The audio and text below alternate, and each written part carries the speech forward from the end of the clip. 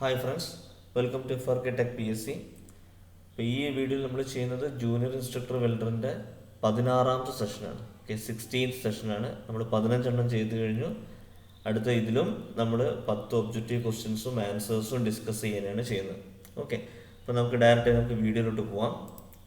First question: what is the purpose of post heating in certain welded jobs? Okay, ചില welded ജോബ്സിൽ post ഹീറ്റിങ്ങിൻ്റെ ആവശ്യം, അതായത് welding കഴിഞ്ഞതിന് ശേഷം heat ചെയ്യുന്നത് കേട്ടോ. പ്രീ ഹീറ്റിംഗ് എന്ന് പറഞ്ഞാൽ മുന്നേ ഹീറ്റ് ചെയ്യുന്നത്, പോസ്റ്റ് ഹീറ്റിംഗ് എന്ന് പറഞ്ഞാൽ അതിന് ശേഷം ഹീറ്റ് ചെയ്യുന്നത്. എന്തിനു വേണ്ടിയിട്ടാണ്? To reduce hardness and brittleness, to increase hardness and brittleness, to reduce toughness, to increase cooling rate. അപ്പോൾ എന്തിനു വേണ്ടിയിട്ടാണ് ചെയ്യുന്നത്? To reduce hardness and brittleness, അതിന് വേണ്ടിയിട്ടാണ് ചെയ്യുന്നത്. ഹാർഡ്നെസ്സും ബ്രിട്ടിൽനെസ്സും ഒഴിവാക്കി കുറച്ച് സോഫ്റ്റ് ആക്കാൻ വേണ്ടിയിട്ടാണ് നമ്മൾ പോസ്റ്റ് ഹീറ്റിംഗ് ചെയ്യുന്നത്. അടുത്തത്: which one of the defects is caused by high current? ഇത് റിപ്പീറ്റ് ആയിട്ട് വരുന്നൊരു ക്വസ്റ്റ്യൻ കേട്ടോ. നമുക്ക് എല്ലാവർക്കും അറിയാം. അപ്പോൾ ഇതിൻ്റെ മുന്നത്തെ വീഡിയോ കണ്ടവർക്ക് പെട്ടെന്ന് ഇതിൻ്റെ ആൻസർ കിട്ടും. Overlap, undercut, blow holes, slag inclusion. ഏതാണ്? അതിൻ്റെത് അണ്ടർ കട്ടാണ്. ഓക്കെ, ഇതിൻ്റെ മുന്നേക്ക് നമുക്ക് റിപ്പീറ്റ് ആയിട്ട് വരുന്നൊരു ക്വസ്റ്റ്യനാണിത്. ഹൈ കറണ്ട് ഉണ്ടെങ്കിൽ നമുക്ക് അവിടെ അണ്ടർ കട്ട് ആയിരിക്കും. ഓക്കെ, അടുത്തത്: the cutting edge of a hot chisel is grounded to an angle of 90 degree, 60 degree, 40 degree, 30 degree. Hot ചിസലിൻ്റെ കട്ടിംഗ് എഡ്ജ് എത്ര ആംഗിളാണുള്ളത്? അതിൻ്റെ കറക്റ്റ് ആൻസർ വരുന്നത് 30 ഡിഗ്രിയാണ്. അപ്പോൾ അതിൻ്റെ ഫിഗർ ഒന്ന് നോക്കി നോക്കട്ടോ. ഹോട്ട് ചിസൽ എന്ന് ഉദ്ദേശിക്കുന്നത് ഹോട്ടായിട്ടുള്ള ഓബ്ജക്ട്സിൻ്റെ മുകളിൽ നമ്മൾ അപ്ലൈ ചെയ്യുന്നതാണ് ഹോട്ട് ചിസൽ. കോൾഡ് ചിസൽ എന്ന് പറഞ്ഞാൽ അത്ര ഹോട്ട് അല്ലാത്ത മെറ്റലിൻ്റെ മുകളിലാണ് നമ്മൾ കോൾഡ് ചിസൽ യൂസ് ചെയ്യുക.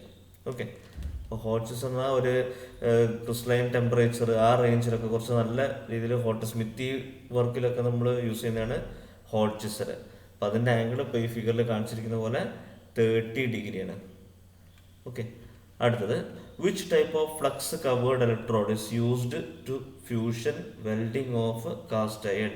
Okay, which type of flux covered electrode is used to fusion welding of cast iron? Cast അയണിൻ്റെ ഫ്യൂഷൻ വെൽഡിങ്ങിൽ നമ്മൾ ഏത് ഫ്ലക്സ് കവേർഡ് ഇലക്ട്രോഡാണ് യൂസ് ചെയ്യുന്നത്?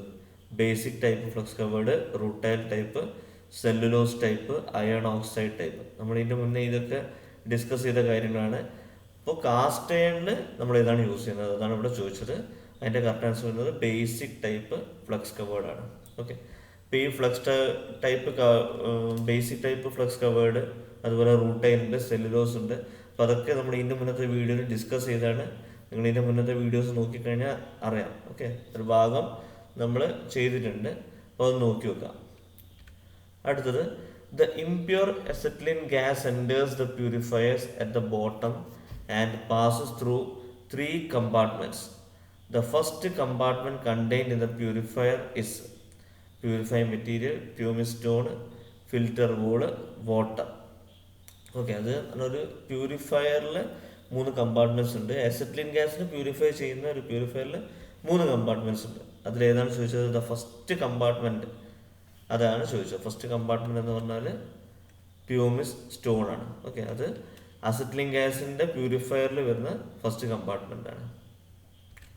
അടുത്തത്: welding nearer to the neutral axis of a T fillet joint helps to reduce the effect of arc blow, longitudinal contraction, shrinkage forces in the joint, high thermal expansion of waste metal.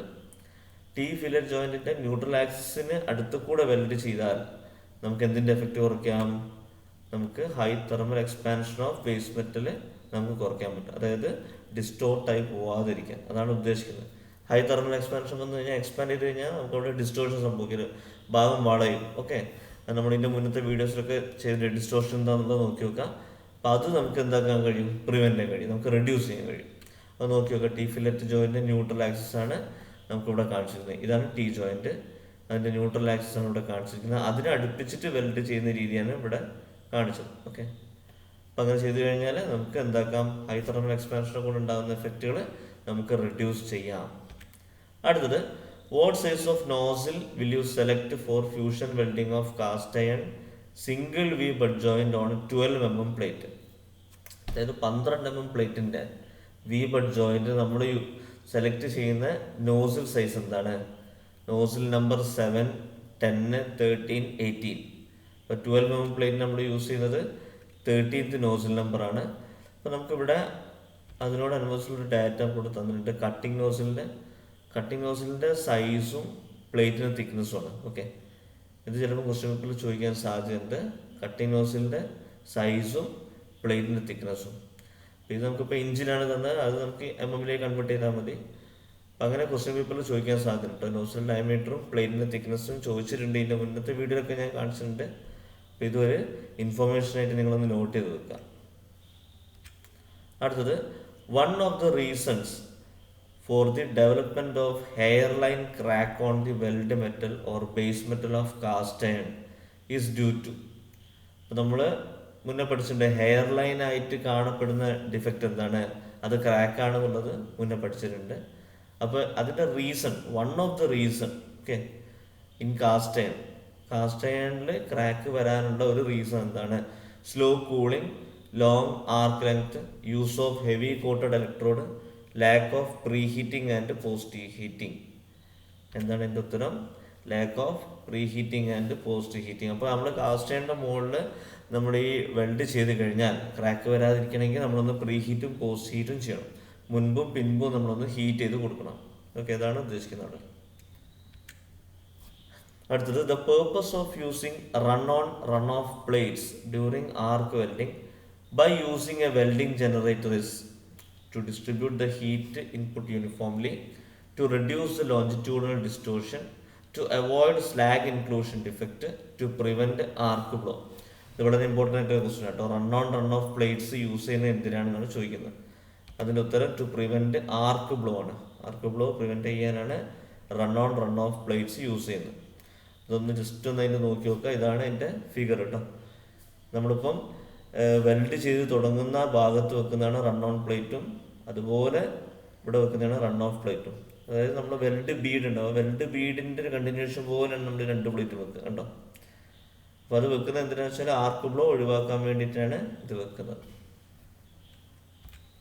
Last question, preheating is necessary when copper plates are welded by arc to compensate the effect of its high dash thermal conductivity, melting point, expansion, ductility.